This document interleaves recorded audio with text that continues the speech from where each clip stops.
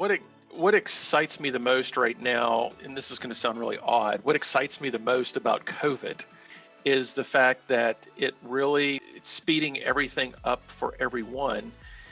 And for those of us that have a knack for creativity and fast-paced change, it's just that it's about time. Let's do this, because the hardest part about innovation has always been getting everyone else to go at that speed and that pace that's necessary for innovation to make a difference. Our business has been around for 108 years, so many people would think, oh, such an old company must be hard to innovate. And it's like, well, that's kind of what makes us old. It's the only way you get old, is if you innovate and keep moving and keep going. And you can't rest on your laurels just because you've been there for a while. You've got to realize, well, I've got to try something new. It reminds me of one of Facebook's mottos, where they spend all their time innovating by thinking of what's going to be the next Facebook killer. Our diversity, equity, and inclusion content for years had been very, what I would call, generic. What we realized is we already had some of the best content for it. I mean, if you look at the number one Dale Carnegie principle that we have had in our programs for over 100 years, it's don't criticize, condemn, or complain. Give honest, sincere appreciation. And it's literally in the number one quote from Dale Carnegie is look at things from the other person's point of view. Like, these are all DEI concepts that other people have taken over the years and tried to complicate it a little bit. But what the new material is it's even more important, is having these more critical conversations with ourselves and other people. And also, and this is just my opinion, but so much DEI over the years has been compliance training, right? We've got to train everybody on this. In case we get sued, we have to show that we tried, and all this other stuff that corporations get caught up in.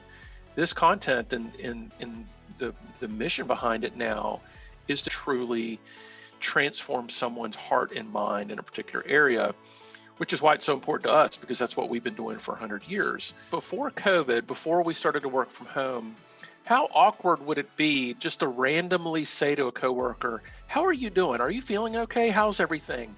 How are you dealing with it all, right? I mean, if you try to strike up a conversation like that with a coworker, they'd be like, is there something wrong with me?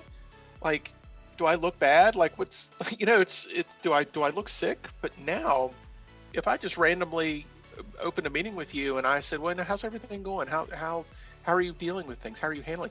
You would know exactly what I'm talking about. You know exactly where my heart's coming from. You would be way more open just to have that conversation. I just think it's brought down a lot of barriers that us as people have put up against each other for all the wrong reasons. I really hope what this has done to people is realize that we have so many different more points of common interest with each other than we do differences, and that we can accept people more for who they are outside of the business world, where we used to dress up and go put on our face and be a certain person at work. And I think a lot of people now, that line has blurred, and who we are at home is now who we are at work, which in my opinion is who it should have been, the way it should have been to begin with. Maybe this has all just helped us understand our humanity a little bit more. What I believe everyone needs to do first when it comes to innovation is innovate themselves. Is you absolutely have to personally experience innovative transformation in your own life before you can possibly expect to lead that with other people. And for me personally, and I don't mind sharing this, when COVID hit, I had been letting myself go. I used to be a marathon runner and all this other wonderful stuff. And in November of last year, of 2020, I got diagnosed with diabetes. And that's when I basically said, I'm fed up with this. I'm not going to accept this for myself. And that's where a lot of innovation starts anywhere, is when you look at something and you say, I can't let this continue the way that it's going. We've got to do something different. And I was having those conversations with myself.